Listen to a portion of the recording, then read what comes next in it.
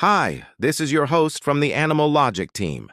And today we're going to find out why hundreds of migrating cranes are being slaughtered over the Himalayas. These elegant birds travel thousands of miles each year between their breeding grounds in Siberia and their winter homes in South Asia. But over the past few decades, their numbers have been plummeting. In recent years, conservationists have become aware of an 80% decline in numbers along the Central Asian flyway, one of 8 migratory routes that cranes use to get to their wintering grounds. What's more, this decline seems to be accelerating. Between 2013 and 2016 alone, the population shrank by nearly half. This dramatic loss of life has led to the IUCN Red List assessment of this species being changed from least concern to endangered, with estimates suggesting that there are now fewer than 2,500 mature individuals left in the wild. But why are these magnificent creatures facing such a bleak future? Let's take a look at what threats they face along their migration route. One of the most significant hurdles for these birds is the treacherous journey across the Himalayas. Each year, hundreds of thousands of cranes fly over the Himalayas, risking injury or death from colliding with power lines, getting caught in the netting used by farmers to protect their crops, or simply from exhaustion. However, another threat is much more sinister. While flying over the mountains, large groups of cranes are hunted by people living in the remote settlements scattered across the foothills. Although hunting is illegal and there are severe penalties associated with it, many of the rural communities rely on the meat of the cranes as a source of protein and fat. The killing of cranes typically takes place over a 2-month period, coinciding with the time of year when the birds migrate through the region. During this time, entire flocks are wiped out in a matter of days, and this is taking place over a wide area. Between 2013 and 2016, the total number of cranes killed across India, Nepal, Bhutan, and Myanmar was estimated to be 500,000. That's 125,000 birds per country every single year. So how exactly do these people hunt such large numbers of birds? The secret lies in a traditional practice called mass netting. This involves erecting a large net across the valley, trapping the cranes as they fly overhead. Although it can be labor-intensive and dangerous work, a single net can trap dozens of cranes and provide enough meat for an entire village. It's not just cranes that are caught up in these nets, however. Many other species of threatened migratory birds, including the endangered Bengal florican and lesser adjutant stork, are also frequently trapped and killed. There are various ways in which these birds are then killed once they've been caught. Some are beaten to death while others are shot. It's not uncommon for entire families to set aside a day to go bird hunting, and in some cases, local hunters will sell the meat to restaurants and hotels. In recent years, crane meat has even started to appear on online marketplaces. Such demand for crane meat has had devastating consequences for the species. It's estimated that prior to the 1990s, around 7,000 cranes were killed each year in India. Today, that figure stands at a staggering 5,000. Although it's illegal, it's thought that between 1,000 and 5,000 people are involved in hunting cranes in India alone. So clearly, banning hunting and imposing harsher penalties isn't working. Instead, researchers are looking into other ways to protect these birds, and one potential solution may come from an unlikely source: drones. Earlier this year, a paper was published detailing how unmanned aerial vehicles could help to scare off cranes and prevent them from being trapped. The idea is that the sight and sound of a drone flying overhead can frighten the birds away, causing them to avoid the net altogether.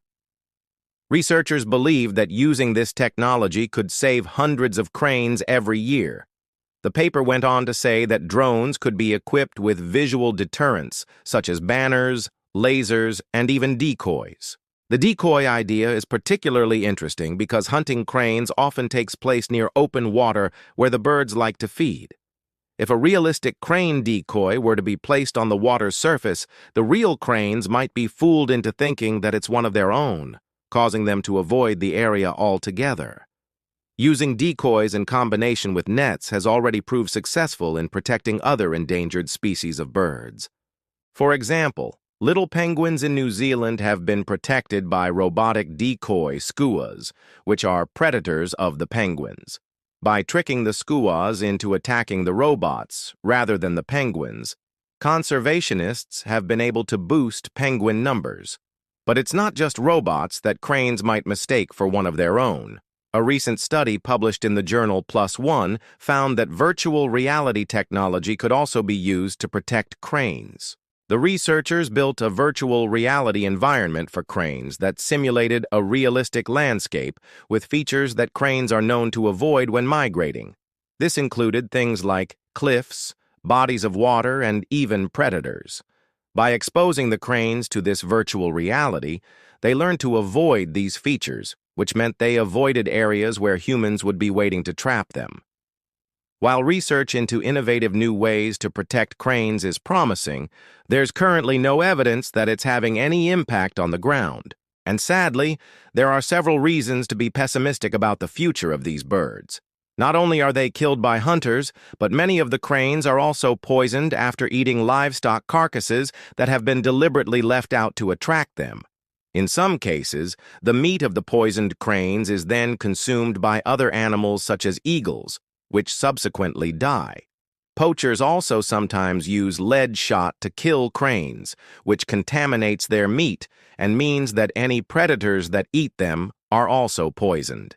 Even if the cranes are lucky enough to survive the poisoning, they might succumb to another threat, electrocution. As mentioned earlier, cranes often collide with power lines while migrating, but they can also be electrocuted when they land on telephone wires or other equipment.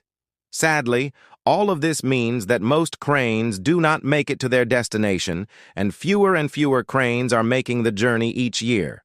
So will anything actually save them? Well, last year, an Indian court ruled that crane hunting must be banned throughout the entire country, not just in the areas where it was previously outlawed. Hopefully, this ruling will be enforced more strictly and will have a positive impact on crane numbers. Crane Conservation Charity. Save the Cranes is also working with communities in the foothills of the Himalayas to develop alternative sources of protein that do not involve killing endangered birds. One particularly promising project involves rearing goats and pigs, which can then be sold to villagers for meat. This way, the villagers can earn money without harming the cranes. As always, it's important to remember that hunting cranes is illegal and should not be condoned. But it's also true that these people are driven to hunt cranes for a reason. They see it as a way of putting food on the table for their families and helping them to survive. The best thing we can do is try to help them see there are other ways to do this. It's hard to predict what the future will hold for this majestic species, but hopefully we'll see more cranes soaring through the skies once again. Of course, these aren't the only magnificent creatures facing huge challenges. If you'd like to find out more about the plight of other endangered animals, stay tuned. We have videos on a range of topics, including animal attacks, animal rescues, and much more. So please subscribe and leave us a comment to let us know what you think. You can also head over to our site to find out about our brand new membership scheme, which allows you to donate to our wildlife charity each month. Thanks for watching.